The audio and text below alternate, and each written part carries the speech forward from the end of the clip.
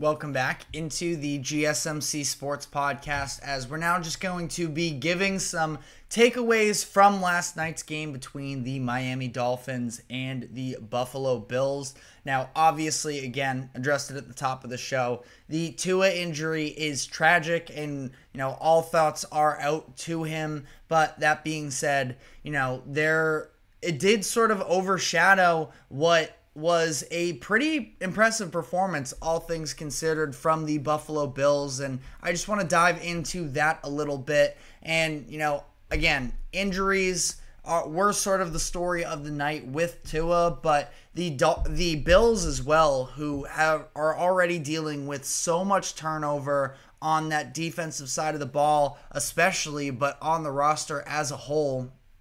Things continued to get a little bit worse for them on that side of the ball, as starting linebacker Terrell Bernard left the game with a pec injury late in the first quarter on that touchdown drive from the Dolphins. He tried to stay in, but ultimately was pulled back out, was reevaluated, and ultimately was ruled out. And there is no timetable as to the severity of it and whether or not he is going to be back in short time. So, we'll have to see there. But that is definitely a very tough loss for a Bills defense that is already without their number one linebacker, of course, in Matt Milano. He is also dealing with a pec injury. He tore his pec during training camp and is expected to be out until around December. So to add this injury on top of it is just brutal. Is a brutal blow for them in general, that, you're going to hope that Bernard isn't out all too long. But at least on the bright side, you did see some promise from specifically Dorian Williams, who was a third round pick for them in 2023 out of Tulane. He had 10 tackles in this game, looked pretty explosive, came up with a big tackle on 3rd and short to force Miami into ultimately turning the ball over on downs. So great sign there from a young player that they would love to have emerge for them. Balin Spector, a little bit of a shaky start on that first drive, but definitely looked more comfortable as the game went on there. So that's a huge plus for them. In that front seven, you also saw, we had mentioned headed into the show yesterday that Ed Oliver was very quiet for them in week 1 against the Arizona Cardinals, but Oliver you can only hold him down so long, and he was able to return to form last night. I thought that he was excellent on that front line. Nothing easy for the Dolphins in the ground game when he was involved there. So a lot of promises from the front seven of the Buffalo front. But additionally, on top of that as well, I thought that we saw a surprisingly very good performance from that Buffalo secondary that, of course, is down the likes of Jordan Poyer, who they actually played last night, but him, Tre'Davious White, Micah Hyde, and ultimately they played pretty well, all things considered. This is a Miami defense that obviously can test you through the air. That was, sort of their calling card last year. And we know with the threats of Tyreek Hill and Jalen Waddle that you're never going to have an easy time necessarily facing off against this type of an offense, but ultimately they kept everything in front of them, and they were able to sort of limit any sort of downhill passing attack for Miami.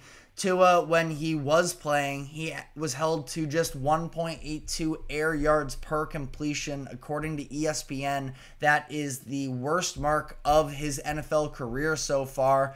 All but 2 of his completions were within 7 yards of the line of scrimmage. When you saw him trying to push the ball downfield, the Bills were sort of everywhere. And there was definitely a factor there as well that Tua wasn't on the same page with his receivers. 2 interceptions, one throwing them to Grant Dubose and one throwing to Robbie Chosen, or Robbie Anderson, probably more well known by. But, I thought that was a pretty good job from the Bills defense to, again, just keep everything in front of them and sort of force the Dolphins to try and nickel and dime their way up the field, and ultimately, I thought that they moved the ball fine, all things considered, but definitely not a typical Miami Dolphins performance. Definitely not what I was anticipating heading into this game. And now you look specifically, I want to give some credit as well to Christian Benford, who really had the first quarter of his life in this game, where he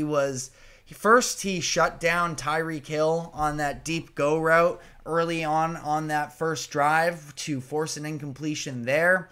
And then he was actually in coverage versus Dubose when that ball ended up pretty well covered. That ball ended up getting picked off. It bounced off of the shoulder pad of Dubose and ultimately landed in the hands of a teammate of his. And then Benford himself ended up securing an interception on that play to Robbie Chosen. A little bit of an incompletion, or a little bit of a miscommunication there. Not to mention that Tua overthrew him a little bit, but I thought that Benford was excellent in this game. And you're just looking for players to really step up in this Buffalo secondary, considering how many players they lost. And they brought in Rasul Douglas last night. I thought that he was very good, all things considered, but you're relying on a lot of young and unproven talent in that Buffalo secondary, where Damar Hamlin is now starting for them this year for the first time in his career. Kaiir Elam, their first round pick from a couple years ago, he's getting on the field more. Taron Johnson was even out for them last night, so they were even that much thinner in the secondary. And again, all things considered, I know obviously the Tua injury plays a factor here, and it is hard to overlook that, but even when he was in the game, I'm purely saying this from the perspective of, I think that the Bills defense deserves credit for what they were able to do last night. And this is the type of performance that Bills fans can really sort of rally behind.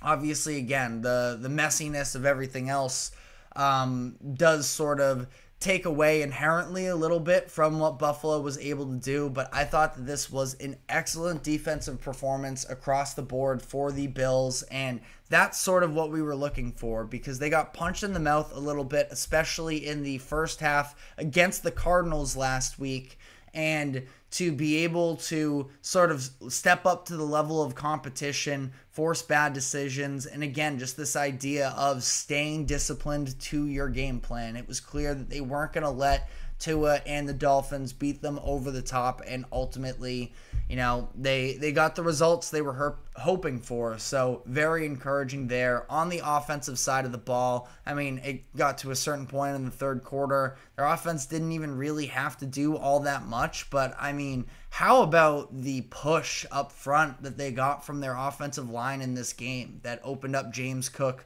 to be able to go 11 carries, 78 yards, 2 touchdowns. It was great running, of course, by Cook, and you saw the breakaway speed, but the second touchdown that he scored on the ground, at least, he did finish this game with 3 touchdowns because he capped off that first drive for them. But Cook in this game breaking for what was a 49-yard touchdown on the first play of the drive. You got the offensive line mauling Miami on the front line. The Dolphins defense probably is a little bit of a concern there. I feel like we haven't seen Jalen Ramsey, be consistent yet up to this point. Thought it was an interesting move for them when they decided to hand him out a contract extension headed into the season. He hasn't necessarily been at his finest, and I just haven't been super encouraged, all things considered, from this Miami defense. Now, we'll see. This is obviously a very tough offense to face off against as well in the Bills, but to lose not even, and again, obviously the Tua injury, but to have their defense be so susceptible, and that was without Josh Allen ever really having to go into that mode. The scramble that he had on 3rd and long where he rolled out and he was able to hit Ty Johnson down the field that set them up on the goal line. Now that was obviously very impressive, but this was a little bit of an inhibited Josh Allen. He did come into this game with the glove on his left hand that he ended up injuring on one of his touchdown runs against Arizona in week 1, and really it was not noticeable whatsoever. And that's in large part, I think, due to the fact that the run game was just going so well for the Bills that they never even really had to press the emergency Josh Allen button. But let me know what your thoughts are in the comments section. Obviously, for the Dolphins, their concerns go a lot larger scale than whether or not their defense didn't look good in one particular game. The Dolphins aren't a team. I thought that they were going to see a little bit of regression this year anyways, and it's going to be really tough to, of course, overcome the Tua injury. We still don't have any updates on what the timeline is there yet. We probably won't for weeks now. I would imagine that they're going to slow play this as much as possible. So, I mean, a great win for the Bills. Obviously, the Dolphins, not too many takeaways in terms of their roster performance as well. I was just more so really impressed with what Buffalo was able to come out and perform with. And, a lot of people were writing them off after all of the losses that they suffered in the offseason. And now here they are, 2-0. Couldn't really ask for a better start. Obviously, their defense got ran up and down a little bit in the beginning of that Arizona game, but they locked down in the second half. They carried that momentum into this game against Miami, and I think that they are definitely, trending in the right direction. And again, the injuries, we'll see how long Terrell Bernard is out, but ultimately speaking here, I mean, this is probably the worst that we're going to see them in theory, specifically on that defensive side of the ball. The chemistry is only going to continue to develop over time. The broadcast mentioned last night that there was only one wide receiver on the Bills that had ever even caught a pass from Josh Allen prior to this season, and that was Khalil Shakir.